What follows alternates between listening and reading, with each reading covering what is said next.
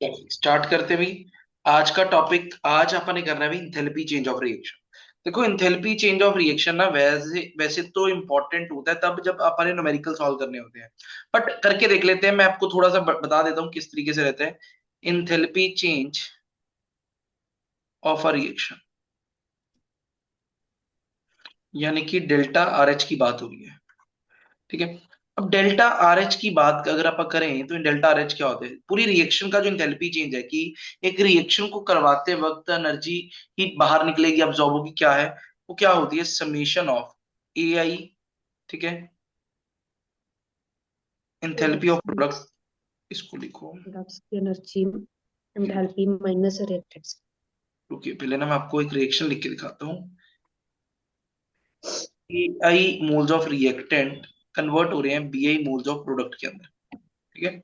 तो इसका enthalpy change of लिखते हैं, क्या होगा समेशन ऑफ बी आई मोल को मल्टीप्लाई करेंगे इंथैल्पी ऑफ प्रोडक्ट के साथ, minus summation A I mole of enthalpy of reactant. Reactants. यानी कि सर इसका मतलब क्या हुआ, प्रोडक्ट में जो भी बन रहा है उसकी इंथैल्पी लिखनी है, मल्टीप्लाई करना है उसके कॉफिशिएंट के साथ जितने मोल वो बन रहा है, माइनस रिएक्टेंट में जो भी है उनकी इंथैल्पीज लिखनी है, मल्टीप्लाई करना है उनके साथ वाले कॉफिशिएंट। ठीक है।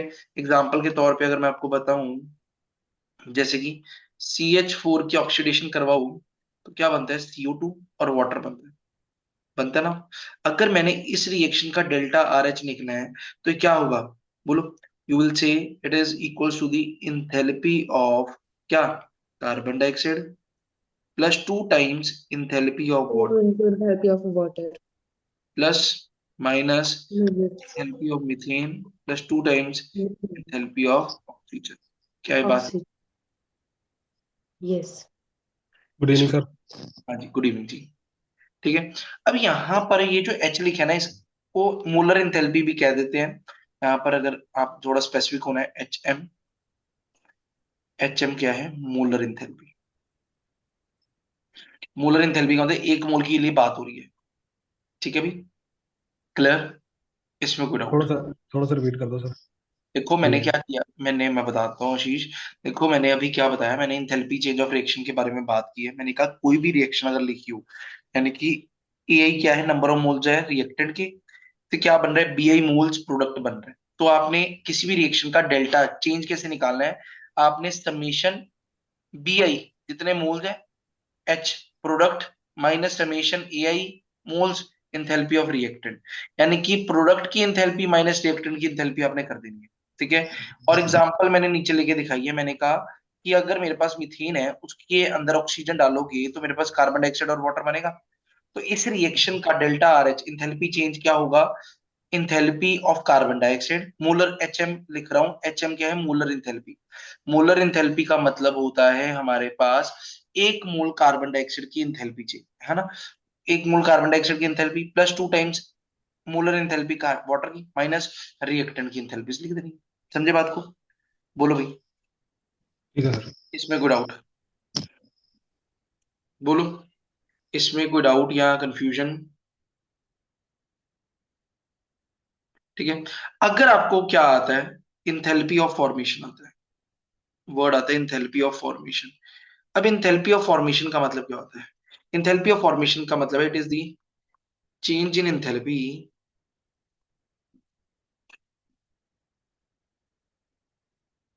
when 1 mole of a substance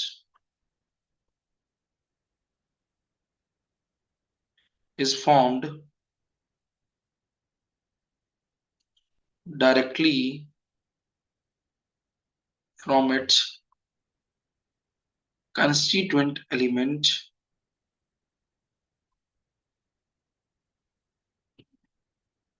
in their most stable state of aggregation। अब यहां पर देखो इंथैल्पी ऑफ फॉर्मेशन सबसे ज्यादा यूज होने वाली चीज है। अगर मान लो मैं कहता हूं इंथैल्पी ऑफ फॉर्मेशन लिखिए कार्बन डाइऑक्साइड की, इंथैल्पी ऑफ फॉर्मेशन लिखनी है कार्बन डाइऑक्साइड, तो इसका मतलब क्या है, एक मोल कार्बन डाइऑक्साइड बनाना है, किससे, किससे बनाना है, उन एलिमेंट से बनाना है जो अपनी किसके अंदर पड़े हैं, स्टेबल स्टेट, स्टैंडर्ड स्टेट के अंदर पड़े हैं। तो मेरे को बताओ, कार्बन अकेला सी होता है, ऑक्सीजन किस स्टेट में प्रेजेंट होता है, O2 की फॉर्म में। तो ये हमारे पास क्या बनेगी, इंथैल्पी ऑफ फॉर्मेशन बनेगी। तो याद रखना, इंथैल्पी ऑफ फॉर्मेशन हमेशा एक मोल के लिए बात होती है। इंथैल्पी ऑफ फॉर्मेशन एक मोल के लिए बात होती है। क्लियर? क्या ये बात क्लियर? अब इन दोनों में तो डिफरेंस क्लियर हो गया, इंथैल्पी चेंज ऑफ रिएक्शन और इंथैल्पी ऑफ फॉर्मेशन के लिए। सर ये एंथैल्पी ऑफ फॉर्मेशन एक मोल के लिए होती है, ये दोबारा बता दोगे प्लीज? देखो, इंथैल्पी ऑफ फॉर्मेशन जिसकी भी कही हो ना, उसका मतलब होता है कि एक मोल उसका बनाने के लिए, जैसे enthalpy of formation carbon dioxide लिखी है, तो कार्बन डाइऑक्साइड का एक मोल बनाने के लिए कितना इंथैल्पी का चेंज आएगा, that is called enthalpy of formation. और हमने ओके। वो जो स्पीशीज है बनानी किससे है, कंस्टिट्यूएंट एलिमेंट से बनानी है। समझे? तो जैसे हम लोग मतलब nitrogen plus hydrogen giving rise to मतलब 2 मोल्स ऑफ अमोनिया, हम्म। तो वो 2 मोल्स बन रहे हैं, तो चलो मैं, सारी रिएक्शन को रुको रुको हाफ रुको, करेंगे। समझ गया क्या कह रहे हो। अब हाँ देखो ये जी। रिएक्शन है, N2 + 3H2 gives 2 ammonia. Paper में दिया होगा डेल्टा RH दे रखा है इसका कितना, 40 kJ/mol। होता नहीं है, मान लो इतना दे रखा है। हाँ जी। पेपर में वो कह रहा है find delta FH for ammonia. तो क्या करोगे, आपको ऊपर इंथैल्पी चेंज ऑफ रिएक्शन दिया है, रिएक्शन की इंथैल्पी चेंज दिया है, बट नीचे वो क्या कह रहा है, अमोनिया का इंथैल्पी ऑफ फॉर्मेशन निकाल लो। तो कैसे करोगे?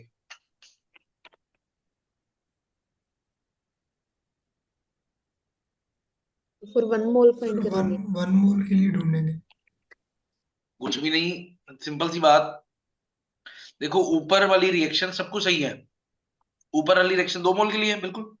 तो 2 मोल अमोनिया के लिए डेल्टा H कितना है, +40। तो 1 मोल के लिए कितना होगा, +40/2, यानी कितना, +20। क्या ये बात समझे? बोलो, क्या ये बात समझ में आई? इसमें कोई डाउट हो जाएगा? बोलो। अब देखो, नेक्स्ट आता है, नेक्स्ट आता है भाई Hess's law.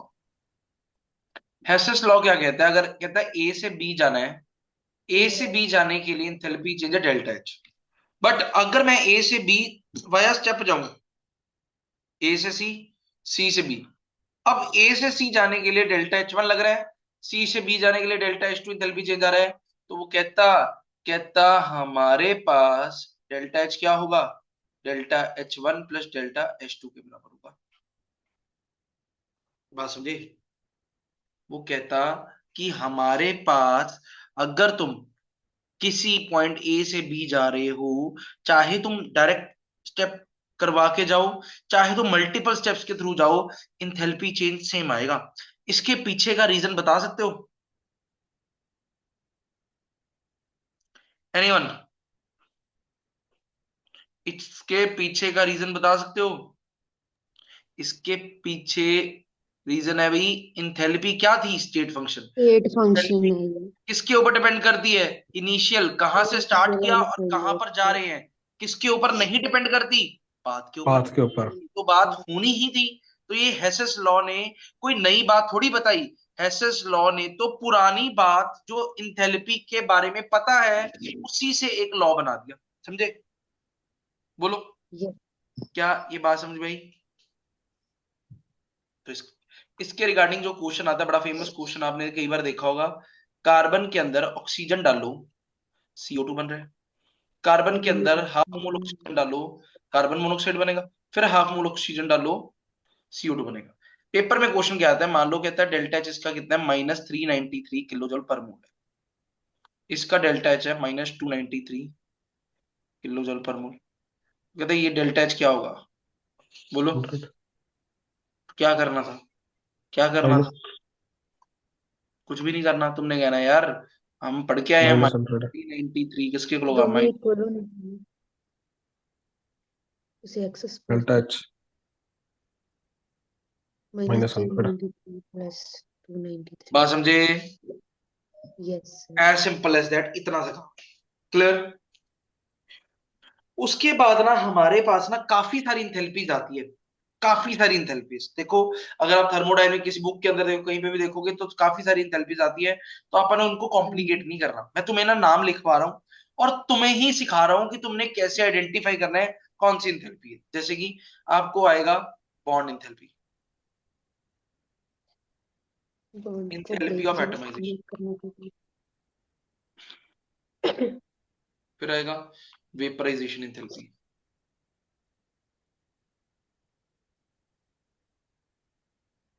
Enthalpy of fusion,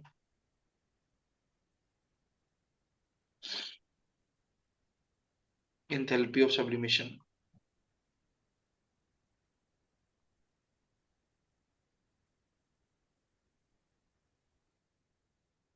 enthalpy of hydration. कुछ लिखिए, अभी और लिखवाता हूं। अब देखो, बॉन्ड इंथैल्पी का मतलब क्या है। बॉन्ड इंथैल्पी का मतलब होता है बॉन्ड डिसोसिएशन इंथैल्पी। इसको आप बॉन्ड डिसोसिएशन इंथैल्पी भी कह देते हैं।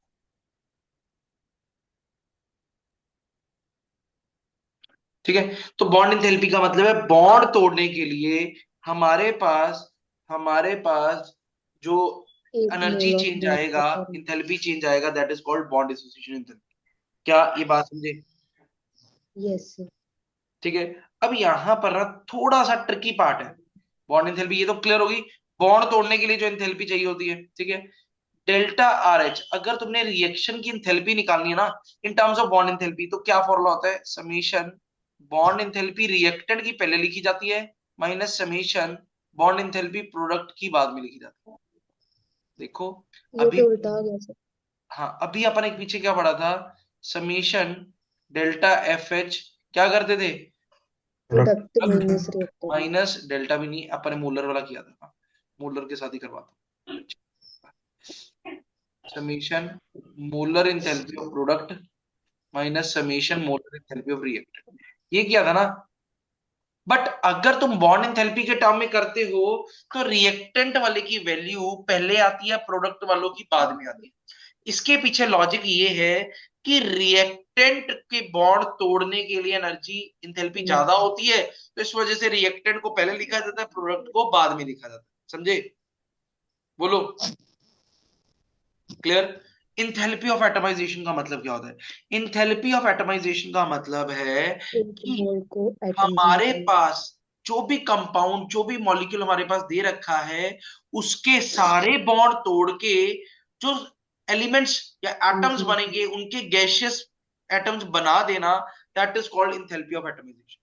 मान लो जैसे कि अगर मैं कहूं CH4 है मेरे पास गैस, CH4 के सारे बॉन्ड तोड़ के कार्बन को गैसियस स्टेट में कर देना, हाइड्रोजन के चार एटम्स को तोड़ देना, तो इसके लिए जो इंथैल्पी आती है उसको कहते हैं इंथैल्पी ऑफ एटम्स। एटमाइजेशन। क्या ये बात समझे? यस। वेपराइजेशन एंथैल्पी क्या होगी? वेपराइजेशन पेपर बना एंथैल्पी देना है। लिक्विड से गैसियस वेपर में में किसी को कन्वर्ट कन्वर्ट करना। करने के लिए जो एंथैल्पी चेंज आएगा, डेल्टा एच वेपराइजेशन कहेंगे उसे, डेल्टा एच वेपराइजेशन कहेंगे। क्लियर?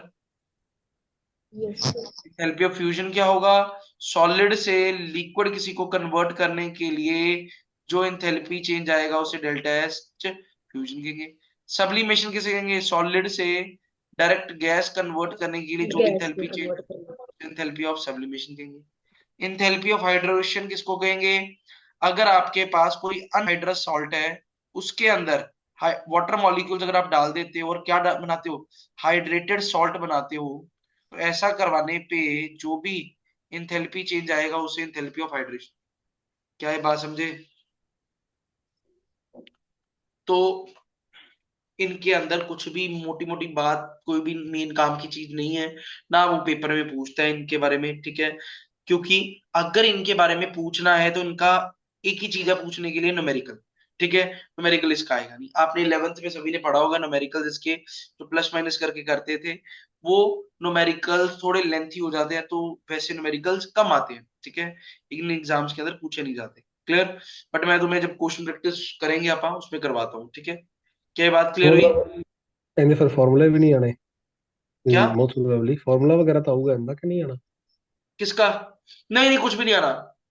कुछ भी नहीं आना ये जो करवाया ना मैंने तुम्हें डेल्टा आर एच वाला, ये चलो फॉर्मूला करवा दिया है तो करवा दिया, बट अभी मैं तुम्हें सिखाऊंगा कि बाय चांस अगर न्यूमेरिकल आ जाए तो हमें फॉर्मूला तो पेपर में याद नहीं रहना, तो फॉर्मूले के अकॉर्डिंग नहीं कराऊंगा मैं तुम्हें, वहीं पे कंसेप्ट के अकॉर्डिंग ही करवा दूंगा तुम्हें। अभी सिखाता हूँ कैसे करना है अपने, ठीक है? क्योंकि देखो ठीक है फॉर्मूले सर। ना, कोशिश करो जितने कम से कम हो सके याद करने की, मतलब कोई ना कोई हल ऐसा निकाल लो कि फॉर्मूले कम याद रखो, ठीक है?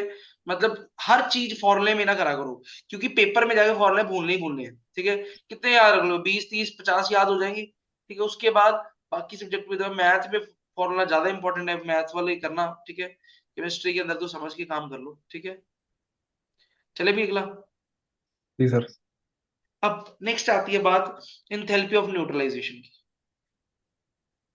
इंथैल्पी ऑफ न्यूट्रलाइजेशन बताओगे क्या होता है? क्या लग रहा है इस पे, क्या कहेंगे?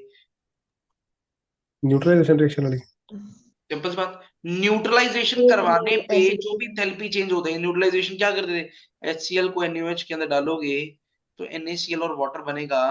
ये जो रिएक्शन पे इंथैल्पी चेंज आएगा इसको इंथैल्पी ऑफ न्यूट्रलाइजेशन, और इसकी वैल्यू होती है -57.1 किलो जूल पर मोल।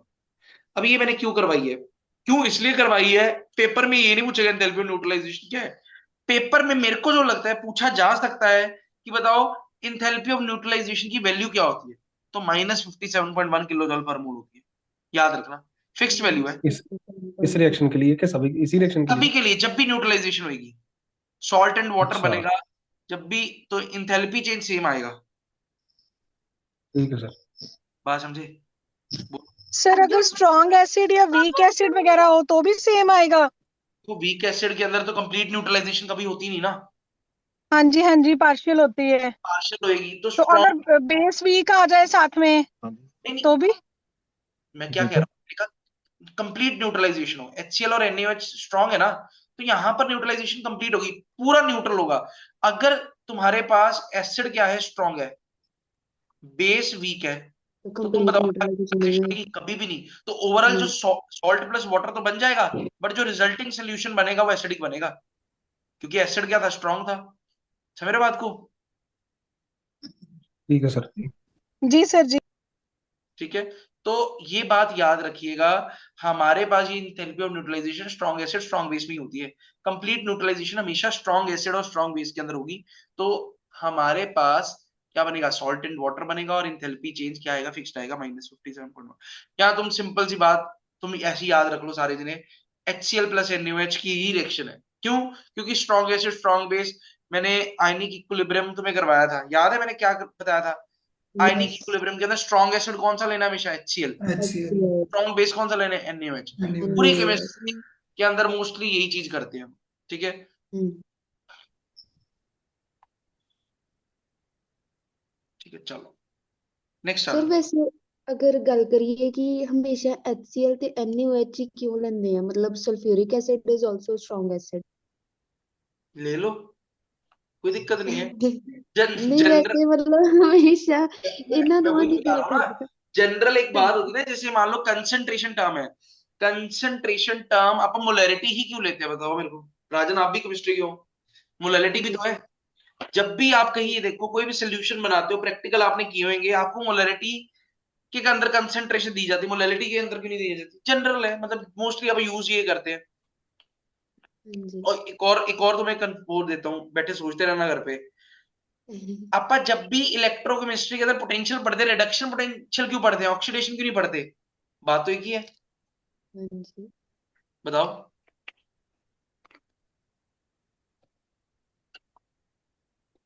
बोलो। तो सिंपल सा आंसर है कंफ्यूजन, कि कंफ्यूजन ना हो। तो अपन ने ना सिस्टम, साइंस के अंदर क्या है, हमारे पास चीजें बहुत है करने को, तो अपन ने हम्म। सिस्टम इस तरीके का बनाया हुआ है कि कम से कम हमारे पास कॉम्प्लिकेट हो काम। जैसे रिडक्शन और ऑक्सीडेशन पोटेंशियल दो चीजें थी। रिडक्शन पोटेंशियल कहता था कि जिसका रिडक्शन पोटेंशियल ज्यादा होगा वो अपनी रिडक्शन कराएगा। ऑक्सीडेशन पोटेंशियल कहता था जिसका ऑक्सीडेशन पोटेंशियल ज्यादा होगा वो ऑक्सीडेशन कराएगा। तो साइंटिस्ट कहते हैं भाई यार, बात तो एक हुई ना, जिसका, हम्म। एक को पकड़ लेते हैं, रिडक्शन पोटेंशियल जिसका ज्यादा है वो रिडक्शन कराएगा, जिसका कम है वो ऑक्सीडेशन कराएगा। तो दो अलग अलग हम्म। वैल्यूज याद करने की क्या जरूरत है, एक ही में कर लेते हैं ना। तो आपा हम्म। सारी चीजें रिडक्शन में, रिडक्शन पोटेंशियल में चेक करते हैं कि ऑक्सीडेशन पोटेंशियल भी उससे निकल निकल सकता है अपना। इसी तरीके से एसिड के अंदर भी बात करें तो हमारे पास ये जनरल है, निकल तो उससे भी जाएगा। तो अपने इजी करने के लिए HCl है, ++1 - 1 चार्ज है, इजिली अपने पास काम हो जाएगा। बताना ही है, समझाना ही है, तो इसलिए आप HCl यूज करते हैं। समझे? चलो अब आ जाओ नेक्स्ट। नेक्स्ट है हमारे पास क्या? इंट्रोपी। इंट्रोपी बताओ भी क्या होता है entropy? What is entropy? Degree of randomness. Degree of randomness, ठीक है, या मेजर ऑफ रैंडमनेस। randomness. हाँ जी, डिग्री ऑफ रैंडमनेस। देखो भाई, कितना ज्यादा खलेरापन है उसको मेजर करते हैं एंट्रोपी, मेजर ऑफ रैंडमनेस।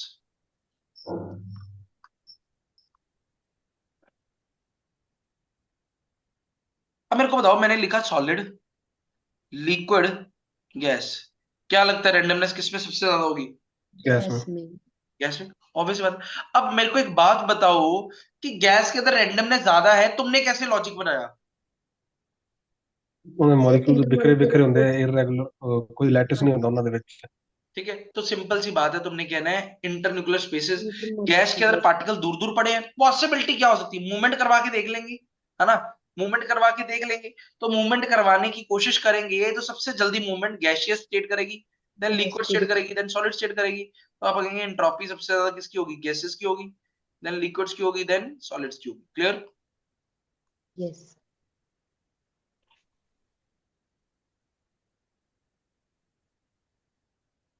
इसमें कोई डाउट? बोलो। No sir. अगर तुमने डेल्टा एस निकालना है, डेल्टा एस क्या होता है? Summation entropy of product minus summation entropy of reactant, यानी कि प्रोडक्ट की एंट्रोपी माइनस रिएक्टेंट की एंट्रोपी, आपने याद रखा। क्लियर? ओके हाँ जी, इसमें कोई डाउट? ठीक है। अब डेल्टा एस यूनिवर्स, पूरे यूनिवर्स का एंट्रोपी चेंज होता है, वो किसके इक्वल होता है? Delta S system entropy of system plus plus entropy delta S delta surrounding for के। सराउंडिंग्स। और इन दोनों का सम क्या होता है? ग्रेटर देन 0 होता है। यानी कि क्या समझाना चाह रहा हूं कि सिस्टम और सराउंडिंग को मिलाकर हमेशा इंट्रोपी चेंज क्या आता है? Greater than 0। क्लियर? ओ और जब भी ये ग्रेटर देन 0 आएगा, प्रोसेस क्या होगा? स्पॉन्टेनियस। तो इसका मतलब स्पॉन्टेनियस प्रोसेस के लिए डेल्टा एस पॉजिटिव होगा। Delta S total system plus surrounding का इंट्रोपी चेंज क्या होगा? ग्रेटर देन 0 होगा, यानी कि इंट्रोपी इंक्रीज करेगी। क्या ये बात समझे? यस। और अगर डेल्टा एस किसी चीज का 0 आ जाए, अगर डेल्टा एस किसी सिस्टम का 0 आ जाए, तो इसका मतलब क्या हुआ? इक्विलिब्रियम। वो सिस्टम कहां इक्विलिब्रियम। पर है? वो सिस्टम इक्विलिब्रियम पे है। यानी कि खुद सोचो, अगर उस सिस्टम के अंदर कोई इंट्रोपी चेंज ही नहीं हुआ, कोई रैंडमनेस, कोई मूवमेंट ही नहीं हुई, तो क्या उसके अंदर कुछ हो रहा होगा? नहीं हो रहा होगा। तो वहां वो क्या होगा? Equilibrium state. तो इफ डेल्टा एस और सिस्टम इज 0, तो सिस्टम कहाँ होगा? System will be at equilibrium. Equilibrium. क्या ये बात क्लियर है? यस। हाँ जी एवरीवन, इसमें कोई डाउट? कोई डाउट या कंफ्यूजन किसी भी तरीके की? हाँ जी, नो सर। क्लियर हो जाएगा। अब बात सर करते लेस देन होएगा तो नॉन स्पॉन्टेनियस। हैं, अगर लेस, हाँ लेस देन 0 पे नॉन स्पॉन्टेनियस, अगर नेगेटिव होगा नॉन स्पॉन्टेनियस। डेल्टा एस का फॉर्मूला होता है Q/T। ठीक है। सर एक मिनट। सर फिर स्पॉन्टेनियस और नॉन स्पॉन्टेनियस में सर डिफरेंस क्या है? अगर इक्विलिब्रियम स्टेज है, इक्विलिब्रियम स्टेज मतलब कोई उसमें मूवमेंट नहीं है, एंट्रोपी नहीं है। हम्म, अगर पॉजिटिव हो गया तो उसका क्या मतलब, और नेगेटिव होगा उसका क्या मतलब है? स्पॉन्टेनियस नॉन नॉन अब स्पॉन्टेनियस क्या देखो होता है? मैं बोलता हूँ, स्पॉन्टेनियस का मतलब है वो सिस्टम कुछ ना कुछ रिएक्शन करवाएगा, ठीक है, वो स्पॉन्टेनियस हो गया। ठीक है। अगर कुछ नहीं हो रहा तो इक्विलिब्रियम पे है। ठीक है, समझ रहे हो बात को? हम्म। मूवमेंट नहीं हो रही तो इक्विलिब्रियम पे है। और नेगेटिव में नॉन स्पॉन्टेनियस वो नॉन क्या होगा? स्पॉन्टेनियस उसका मतलब क्या होगा? कि उल्टा इफेक्ट डालेगा। ऐसे स्पॉन्टेनियस सर? होता है जैसे जस्ट एक सेकंड। मतलब अपने आप कोई काम होता है, लाइक ऊपर से पानी नीचे जा रहा है, वो अच्छा। स्पॉन्टेनियस प्रोसेस है। तो नॉन जिसके स्पॉन्टेनियस में अपने को कोई, एनर्जी देनी हाँ, पड़ेगी। कोई स्टार्टिंग देनी पड़े। जैसे गैस को चलाने के लिए हम लोग वो यूज करते हैं ना, स्टोव वगैरह, मतलब लाइटर। ईंधन जलानी पड़ती है। हाँ जी, लाइटर, यस। तो वो नॉन स्पॉन्टेनियस, इग्निशन स्टार्टिंग देनी पड़े जिसके लिए। ठीक है, थैंक यू। हाँ लास्ट टाइम मैम की भी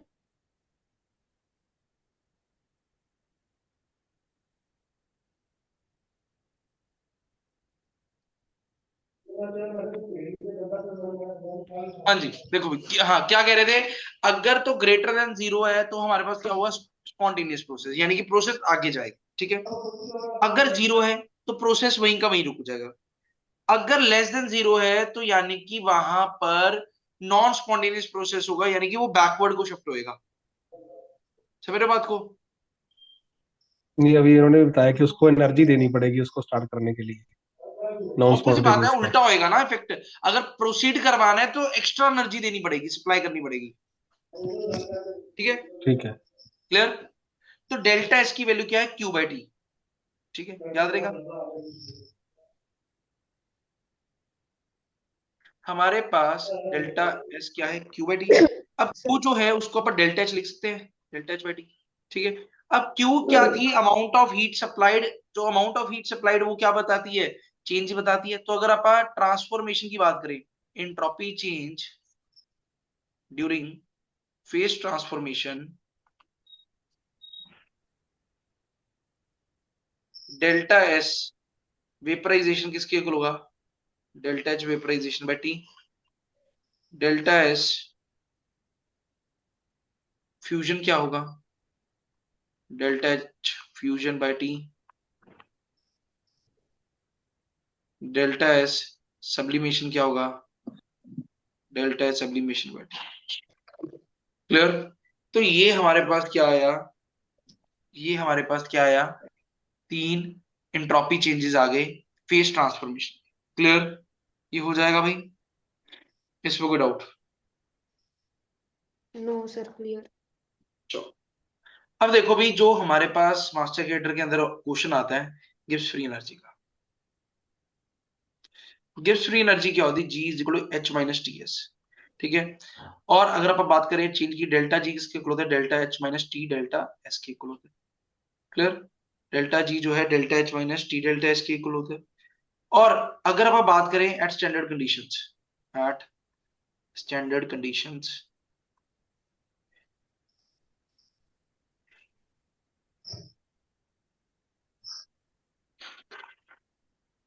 तो क्या लिखेंगे, डेल्टा जी नॉट किसके इक्वल होगा, delta G nought will be equal to delta H nought minus T delta S nought. लो, ये होगा। स्टैंडर्ड कंडीशंस का मतलब होता है एक पर्टिकुलर टेम्परेचर और प्रेशर पे कोई चीज मेजर करना। तो अपन ने सिंपली क्या लगा देना, नॉट लगा देना। नॉट का मतलब स्टैंडर्ड कंडीशंस की बात हो रही। क्लियर। हाँ भाई, इसमें कुछ। और अगर तुम्हें याद हो अपन ने इलेक्ट्रोकेमिस्ट्री पढ़ रखा है, डेल्टा जी नॉट किसके इक्वल होता है, माइनस एन एफ। बोलो। E nought cell. E nought cell, very good. Navneet ने बताया है ई नॉट सेल। ठीक है। अब मेरे को एक बात बताओ, वहां पर पढ़ते थे इलेक्ट्रोकेमिस्ट्री के अंदर, डेल्टा जी नॉट की क्या वैल्यू हो कि रिएक्शन स्पॉन्टेनियस हो। ऐसे ना करो भाई। अभी सर लेक्चर लगाना है। तो लगाओ, कब लगाओगे, डेल्टा। इलेक्ट्रोकेमिस्ट्री रह गया, बाकी सारा हो गया। कल शिवरात्रि है, कल आशीष आप कहीं जॉब जॉब करते हो, नहीं सर, क्या करते हो। घर पे ही हूँ बस मैं, कोई नहीं जॉब पढ़ाई वॉब तो कर नहीं रहे हो करता। साथ में। हाँ, यही पढ़ रहा हूँ सर जो आप पढ़ा रहे हो। नहीं तो फिर सारा दिन 24 घंटे करना क्या आपने। पिछला भी सर कैचअप कर रहा था, बाकी एक साथ साथ बायो का भी चल रहा है। अच्छा। तो यार देखो, मेरे को जो लगता है यार, जो तो तुम क्या कहते हैं, कोई जॉब नहीं कर रहे अभी, बस अभी पढ़ाई खत्म करके मास्टर कैडर की तैयारी कर रहे हो यार, तुम्हारे पास तो बहुत ज्यादा टाइम है। 24 घंटे दिन में यार, दिन में 24 घंटे में से 6 घंटे नींद के निकाल भी दो, सो गए, उसमें 2-3 घंटे खाना पीना ये खाने के। रात को सोता ही नहीं, सारी रात जागता है सर ये। दिन में सोता है, रात को जागता है। और इसकी दीदी जॉब भी करती है, घर भी थोड़ा बहुत संभालती है, और फिर आपका लेक्चर भी लगाती पढ़ती भी है। मम्मी को मौका मिल सारी गया रात ना। जागता है सर ये। आशीष तो अब पछता रहा है कि अपनी बहन को कोर्स ले दिया। सर उन्होंने एक भी आशीष ने उम्र कर अपनी दी। बहन को नहीं लेके दिया, इसकी बहन ने आशीष को लेके दिया है। अच्छा। इनको गाइडलाइन देने वाला मैं हूँ sir. He is my husband sir. अच्छा अच्छा। चल। नहीं वो भी तो पता क्या है, देखो मैं तुम्हें सिंपल सी एक बात बताऊं। देखो दिन के अंदर ना, जॉब अगर करते हो, ठीक है, तुम जॉब करते हो फिर तो बड़ा चैलेंजिंग काम है, ठीक है, दिन में टाइम निकालना जॉब के अंदर। देखो मोस्टली अगर आप सारे जॉब भी कर रहे होंगे तो स्कूल्स के अंदर ही जॉब कर रहे हैं सारे टीचर्स, ये ऐसे तो कोई है नहीं कोई कंपनी में लगा हुआ है, ठीक है, सारे स्कूल में कर रहे हैं। तो स्कूल में देखो बड़ा मुश्किल काम है, 7 घंटे अगर 7 घंटे का भी स्कूल है तो इसके अंदर 1-1.5 घंटा निकाल पाना बड़ा मुश्किल काम हो जाता है। क्योंकि ऑब्वियस ही बात है, लेक्चर आप लेके उसके बाद 1-1.5 घंटा जो 2 घंटे तुम्हारे पास बचते हैं उसके अंदर तुम भी चाहते हो कि यार 2 मिनट हम रेस्ट कर लें या बातें कर लें, कुछ कर लें, बड़ा मुश्किल काम है। चलो निकालते हो बहुत बढ़िया बात है। बट जो यार जो प्रॉपर तरीके से तैयारी करे घर पे है ना, यार तुम तो ये सोचो ना कि अगर हमारा एक तरफ से लॉस हो रहा है, हम पैसे नहीं कमा रहे, तो हम इस तरफ से तो आगे निकल जाए। यार ये गारंटेड है कि तुम जितनी तैयारी कर सकते हो ना उतनी ये जॉब वाले बंदे नहीं तैयारी कर सकते। तुम सही उनको बात है सर। समझ रहे हो ना, जॉब के साथ तैयारी नहीं, तैयारी करनी बड़ी मुश्किल काम है। हैट्स ऑफ जेडे, राइट सर, एब्सोल्युटली राइट, सही बात है। बहुत मुश्किल काम है। देखो एक बात याद रखना मेरी, देखो अब ये तुम कहोगे सर आप डीमोटिवेट कर रहे हो, डीमोटिवेट नहीं कर रहा। देखो ह्यूमन साइकोलॉजी ऐसी है, पैसा और पढ़ाई दोनों एक साथ नहीं होती। मतलब एक जब जब एक दिमाग के अंदर एक आया था ना कि हमें एक तरफ से चलो पैसे बन रहे हैं, ठीक है, जॉब कर रहे हैं, और दूसरी तरफ अगर पढ़ाई कर ले, ठीक है, तो बड़ा मुश्किल काम है दोनों को मैनेज करना। बहुत बट ज्यादा डिफिकल्ट है सर। ठीक है, सारे मैनेज करते हैं। क्यों मैनेज करते हैं भाई? पापा अंधेरे में तीर चलाना है, कोई भी कंपटीशन का पेपर देना है, अंधेरे में तीर चलाना है। एक चीज जो तुम्हारे हाथ में है, एक चीज जो तुम्हारे हाथ में नहीं है। जो चीज तुम्हारे हाथ में नहीं है उसके लिए तुम जो चीज हाथ में है उसको गवाओ, तो वो भी कोई लॉजिक नहीं बनता, ठीक है ना। तो हम्म। सिंपल सी बात है, जॉब कर रहे हो करते रहो, ठीक है। जो जॉब वाले हैं अपने साथ टाइम निकालो, ठीक है, नींद अपनी, मैं हमेशा भाई मैं 6 घंटे की नींद लेता हूँ तुम्हारे सामने, ठीक है, 6 घंटे की मैं नींद लेता हूँ। मॉर्निंग में मैं वर्कआउट भी करता हूँ, 1.5 घंटा मैं वर्कआउट करता हूँ, ठीक है। 1.5 घंटा वर्कआउट करने के बाद मैंने अपना लैब वर्क भी करना होता है, उसके बाद मैं 10 से 12 घंटे क्लासेस लेता हूँ, ठीक है। तो हम्म। बहुत आराम से लिया जाता है, ठीक है, ठीक है, मेरे को भी थकान होती है, मेरा भी कई बार से दुखता है, ठीक है, बट फिर भी एनर्जेटिक मैं कहता हूँ नहीं यार करना है, ठीक है। तो तुम भी कर सकते हो, कर सकते हो यार, सिंपल सी बात देखो, मैं तुम्हें बताऊं, सबसे पहली चीज एक डाइट सुधारो, ठीक है। मैं तुम्हें बताऊं दिक्कत क्या आती है, अपन ना रूट कोज नहीं पकड़ते, अपन कहते हैं यार हमसे काम नहीं हो रहा। नींद 6 घंटे की कर दो, अब 6 घंटे की नींद को सपोर्ट कौन करेगा? तुम्हारी डाइट करेगी। डाइट अपनी सही कर लो, परोठे हो गए, रोटियां होगी, रोटियां कम कर दो जितनी कम हो सके, ठीक है, चपाती कम खाओ, वेजिटेबल्स हो गई, अपने सलाद हो गए, अपना दूध हो गया, दही हो गया, ये चीजें खाओ, ठीक है, रोटियां कम करो, ठीक है, फाइबर ज्यादा लो, फ्रूट्स खा लो, ठीक है, ये वाला काम करो, ठीक है। रात को कोशिश करो 7 बजे के बाद कुछ नहीं खाना, ठीक है। ये चीज अगर इतनी डाइट में ही चेंज ले आओगे ना तो तुम ये देखोगे भी तुम्हारे पास एनर्जी ज्यादा आ रही है। तुम्हें कम नींद के अंदर तुम्हारा काम चल रहा है, पढ़ाई तुम्हारी ज्यादा हो पा रही है, कंसंट्रेशन ज्यादा हो रही है, ठीक है। तो ये काम कर लो एक साथ में ना यार। तुम सारों के पास इतना का टाइम होता है, जिनके बच्चे भी हैं, थोड़ी देर सैर कर लिया करो, ठीक है, थोड़ी देर सैर कर लिया करो। उसी टाइम भी जब भी तुम्हें टाइम लगता है तुम सैर कर लिया करो थोड़ा सा। जब तुम थकते हो, जैसे मान लो फॉर एग्जांपल तुम, क्या होता है तो कई बार तुमने देखा होगा, तुम पढ़ते हो ना, क्वेश्चंस करते हो, तुम्हें नींद आनी शुरू हो जाती है, उस टाइम पता है क्या करा करो, मैंने आगे भी तुम्हें एक बात की थी, कंबल या कोई भी कुछ लेके पढ़ाई नहीं करनी, ठीक है, हमेशा। और कभी भी स्वेटर वगैरह ज्यादा डाल के नहीं पढ़ाई करनी। जब भी ठंड है, फॉर एग्जाम्पल अब तो चलो गर्मी आ गई, मतलब डिस्कंफर्ट में रहना है हमेशा, ठीक है। और क्या करो मतलब थोड़ी देर पढ़ के, आधा घंटा पढ़ के एक चक्कर लगा लिया, चक्कर लगा लिया, कॉपी उठा के 2 चक्कर लगा लिए, इस तरीके से रहो। यानी कि आपकी बॉडी को ये रहे कि यार ये बंदा टिक के नहीं बैठ रहा, ठीक है ना, कि नींद फिर आएगी नहीं। तो यार ये थोड़ा सा ना काम, थोड़ी थोड़ी छोटी छोटी करके रूटीन चेंज करो। रूटीन अगर चेंज करोगे ना यार, ऑटोमेटिकली रिजल्ट आ जाएगा, ठीक है। तो वो करना पड़ेगा, जी सर। ठीक है। अब आ जाओ भी, डेल्टा जी नॉट किसके इक्वल होता है? Delta H nought minus T delta H not. Delta G nought अगर लेस देन जीरो है, यानी कि क्या होगा? डेल्टा जी नॉट नेगेटिव की बात। Spontaneous. Delta G G, not negative पे क्या होता है? Spontaneous spontaneous. प्रोसेस। सर वैसे अगर जॉब डेल्टा का जी, फायदा भी है। क्या? जॉब का मैं कह रही हूँ फायदा भी है, जैसे कंटिन्यूटी में रहते हैं, हम लोग पढ़ा रहे हैं बच्चों को, तो कई चीजें हैं जैसे पढ़ाने से ज्यादा कंसेप्ट अच्छे होते हैं, है ना। अरे वो तो बहुत बढ़िया। देखो अगर तुम अपनी लाइन के अंदर ही पढ़ा रहे हो, जैसे फिजिक्स केमिस्ट्री मैथ ही पढ़ा रहे हो, बड़ी क्लासेस को ही पढ़ा रहे हो, तो बहुत ही बढ़िया। उससे बढ़िया तो क्या ही बात है ना? तो वो तो तुम हम्म। अपने कंसेप्ट से। एक और चीज, अपने ना मास्टर केडर के पेपर जो है ना, प्रीवियस ईयर पेपर्स, उनका प्रिंट आउट निकाल के रखो, ठीक है? प्रिंट आउट निकाल के हैंडी रखो, ठीक है? स्कूल जाते हो, कहीं जाते हो, वैन में जा रहे हो, कहीं जा रहे हो, अपने उस टाइम पे क्वेश्चन सॉल्व कर लिए, ठीक है? अपने लेक्चरर केडर हो गए, आपके क्या कहते हैं मेरिटोरियस स्कूल के पेपर हो गए, उनको निकलवा के रखो, ठीक है? उनको ट्राई कर लिया, ठीक है? समझ रहे हो बात को? तो ये काम करना पड़ेगा यार, देखो। समझ रहे हो मेरी बात? हाँ जी। तो ये चीजें अगर तुमको। सर हाँ जी। कह रहे हैं 20 मार्च तक नोटिफिकेशन आ जाएगी पेपर की। कौन कह रहा है? सर मेरे को ना, मेरे सर थे एक, वो भी पुलिस डिपार्टमेंट में है, तो कल मेरे को उनका मैसेज आया था, मतलब उनको पता जैसे मैं तैयारी कर रही हूँ, तो कह रहे कि मैं अपनी तैयारी कर ले, पेपर आ जाना 20 मार्च से पहले पहले नोटिफिकेशन आ जाएगी। क्या? जो देखो, स्कूल के मैम प्रिंसिपल्स हैं वो बोल रहे हैं कि नेक्स्ट ईयर आएगा नवंबर में। नहीं नहीं नहीं नहीं भाई, चलो रहने दो, इस पे डिस्कशन नहीं करते, ठीक है? मेन चीज पता क्या है? देखो पेपर तो आना ही है, गारंटेड आएगा, ठीक है? आएगा तो जून से पहले ही आएगा, ठीक है? तो उस पे कोई वो नहीं। देखो मैं तुम्हें पता क्या रिकमेंड करता हूँ, तुम तो ये उम्मीद सारे करो, प्रे करो कि भाई 2 महीने लेट ही आ जाए, ठीक है? जितनी जल्दी आएगा नुकसान तुम्हारा है, ठीक है? तो थोड़ा सा। अगस्त में ही आए सर, अगस्त में ही आए, हम एलिजिबल नहीं है। हाँ नहीं नहीं, कोई बात नहीं, क्या कहते हैं, आएगा बढ़िया तरीके से, ठीक है?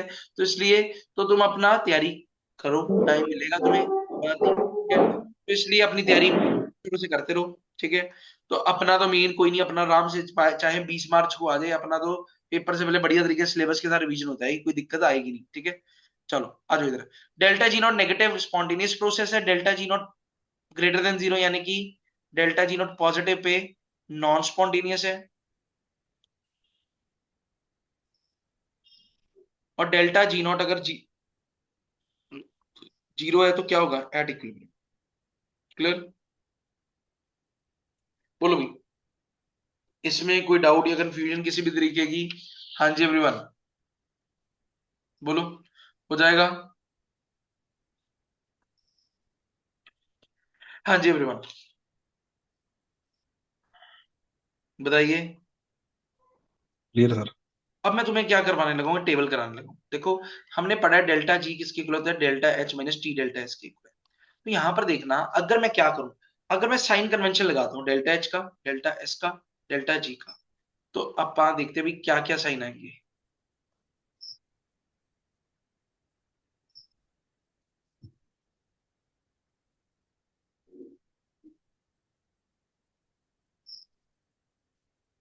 यहाँ देखो, अगर तो डेल्टा एच क्या है, सबसे पहला case, first case, delta H negative है, डेल्टा एच पॉजिटिव है, तो क्या होगा?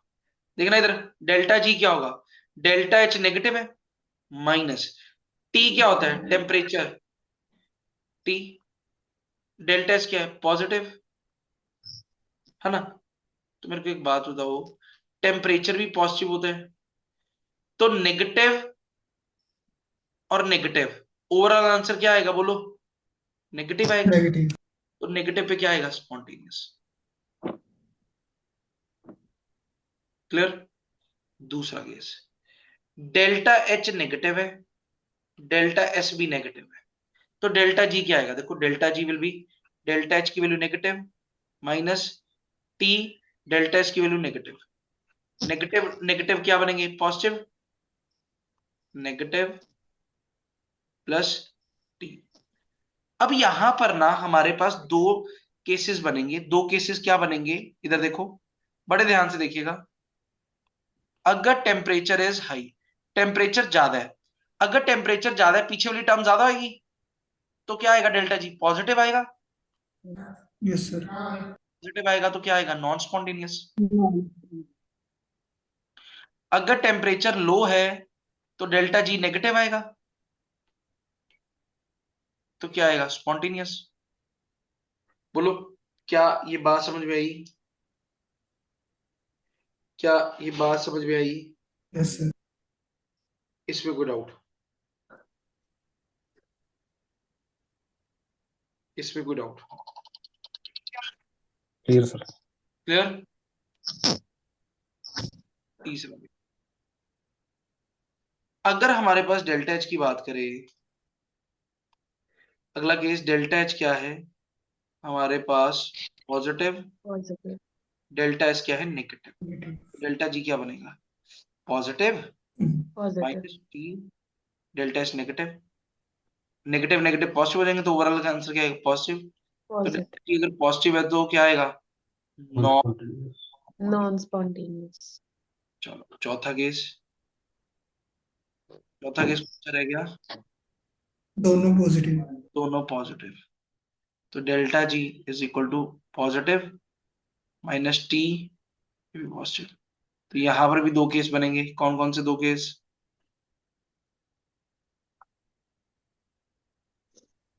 टेम्परेचर। टेम्परेचर इज हाई और टेम्परेचर इज लो। अगर टेम्परेचर ज्यादा है तो डेल्टा जी आएगा नेगेटिव। अगर टेम्परेचर कम है तो डेल्टा जी आएगा पॉजिटिव। पॉजिटिव। नेगेटिव पे क्या है? स्पॉन्टेनियस। स्पॉन्टेनियस। और पॉजिटिव के पे क्या है? Non spontaneous. क्लियर? हाँ जी भाई, क्लियर। इसमें कोई डाउट बताइए? इसके अंदर कोई डाउट? ठीक है, चलो ये बात क्लियर होगी।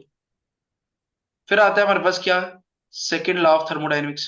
फर्स्ट लॉ ऑफ थर्मोडाइनमिक्स क्या था भाई?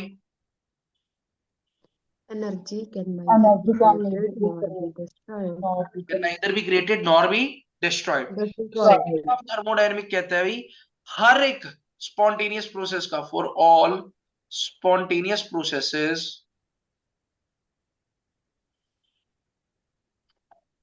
क्या होगा? The total entropy change Positive. Is positive. Positive. कोई भी स्पॉन्टेनियस प्रोसेस ले लो, उसका एंट्रोपी चेंज क्या है? पॉजिटिव। फॉर एग्जाम्पल, मैं ये पानी की बोतल है, इस पानी को जमीन पे गिराऊं तो एंट्रोपी बढ़ेगी कम होगी? Increase करेगी। इंक्रीज करेगी। अब मेरे को एक बात बताओ, बॉटल को अगर मैं उल्टा करता हूं, पानी नीचे गिरता है, स्पॉन्टेनियस प्रोसेस है कि नॉन स्पॉन्टेनियस? Spontaneous. स्पॉन्टेनियस है ना। पानी को क्या मैं नीचे तक छोड़ के आता हूँ? भाई पानी चल नीचे वहां तक, अपने आप गिर जाता है ना जहां तक गिरना है उसने, है ना? हाँ जी। तो स्पॉन्टेनियस प्रोसेस है। और ऐसा करवाने पे इंट्रोपी क्या हो रही है? इंक्रीज कर रही है। क्यों? क्योंकि पानी जब नीचे गिरेगा वो बिखर जाएगा, तो इंट्रोपी क्या हुई? पड़ेगी। तो कहते हैं कोई भी स्पॉन्टेनियस प्रोसेस की अगर हम बात करते हैं तो इंट्रोपी क्या होगी? हमेशा इंट्रोपी चेंज क्या होगा? पॉजिटिव होगा, यानी कि इंट्रोपी बढ़ेगी। दूसरा, थर्ड लॉ ऑफ थर्मोडायनेमिक्स बताएगा मेरे को। थर्ड लॉ ऑफ थर्मोडायनेमिक्स क्या होता है? Sir, at absolute temperature, crystal mute हो गया। देखो भाई, the entropy of a perfectly crystalline solid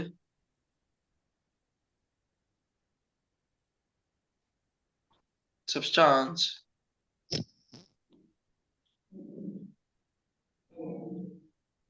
approaches to zero at absolute zero।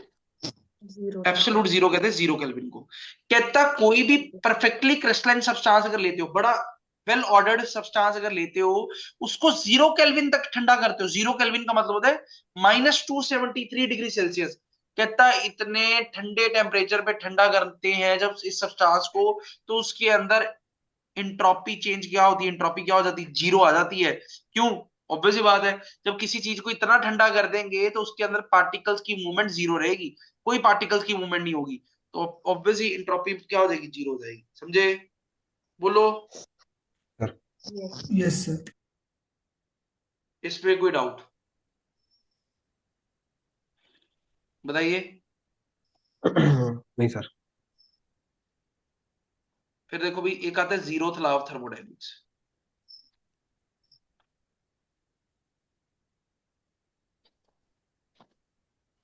Zeroth law of thermodynamics क्या कहता है? कहता है ए बी सी। कहता है अगर बी ए के साथ थर्मल इक्विलिब्रियम में है, थर्मल इक्विलिब्रियम का मतलब ऑलमोस्ट टेम्परेचर सेम है, और बी सी के साथ थर्मल इक्विलिब्रियम में है, तो ए और सी भी आपस में क्या होंगे? आपस में थर्मल इक्विलिब्रियम में थर्मल ही इक्विलिब्रियम। होंगे। ये वही काम है कि अगर बी ए का भाई है, बी सी का भाई है, ए और सी आपस में क्या होंगे? भाई भाई होंगे। भाई भाई। ठीक है, क्या ये बात समझ में आई? बोलो, यस सर। बोलो भी, क्या ये बात समझ में आई? Yes sir. यस अब तुमने ना जितना मैंने ये करवाया है, ठीक है, इसके नोट्स बना लेने कॉपी पे, ठीक है, इनको अच्छे से रिवाइज कल करके आना है, और मैं कल तुम्हें वेरियस टाइप्स ऑफ क्वेश्चंस करवाऊंगा, ठीक है, कि कैसे कैसे आपको ये क्वेश्चंस बन सकते हैं। क्लियर? हाँ भाई, यस। Everyone clear? अब यस कल सर। जी सर, शिवरात्रि है, मेरे को बताओ कल मॉर्निंग में क्लास लगा सकते हो सारे? लगा लेंगे। लगा ले।